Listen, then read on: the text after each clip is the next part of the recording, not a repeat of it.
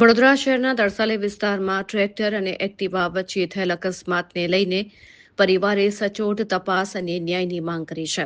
અકસ્માતમાં એક્ટિવા ચાલક ગંભીર રીતે ઇજાગ્રસ્ત થયા છે, જેમને 108 એમ્બ્યુલન્સ દ્વારા તાત્કાલિક સારવાર માટે ખસેડવામાં આવ્યા છે.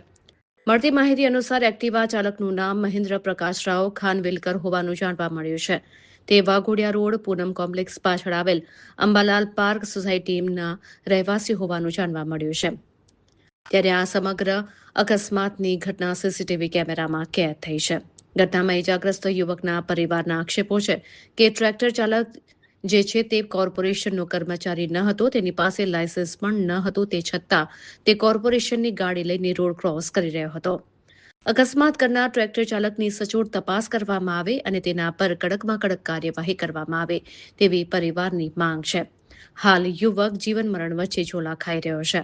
આ ઘટનાની જાણ થતાં જ મકરપુરા પોલીસની ટીમ હોસ્પિટલ ખાતે પહોંચી જઈને આગળની વધુ તપાસ હાથ ધરી રહી છે. ખાનવેલકર એ સવારે 9:30 વાગે નોકરી માટે નીકળેલો, તરસાડી આગળથી જતો હતો.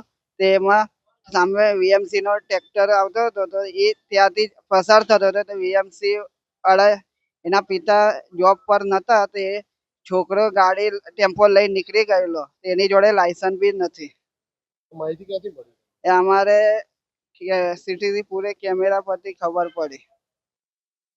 અત્યારે કન્ડિશન કેવી છે?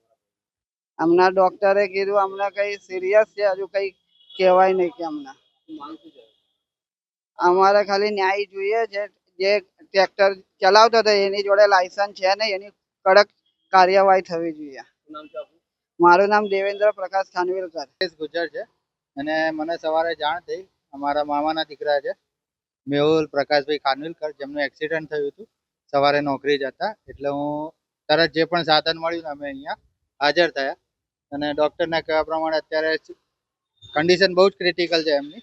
પછી અમે જે જગ્યાએ બનાવ બન્યો ત્યાં પણ અમે જઈને તપાસ કરી, તો ત્યાં એવું જાણવા મળ્યું કે કોર્પોરેશનની ગાડી હતી અને જે કર્મચારી હતા એ ટાઈમે ડ્યુટી ઉપર એ હાજર નહોતા અને એમના જે પણ સગાવાલા હશે એ ગાડી ચલાવતા હતા અને વાંક કોનો છે એ અમને ખબર નથી અને એક્સિડન્ટ થયું છે. ગાડીની પણ હાલત બહુ જ ખરાબ છે, એટલે અમે ત્યાંથી જોઈ ફરીથી અહીંયા દવાખાને આવ્યા. હવે સરકાર જોડે એક જ અમારી વિનંતી છે કે બને ત્યાં સુધી અમને ન્યાય મળે અને આની સચોટ તપાસ થાય, એ જ અમારી વિનંતી.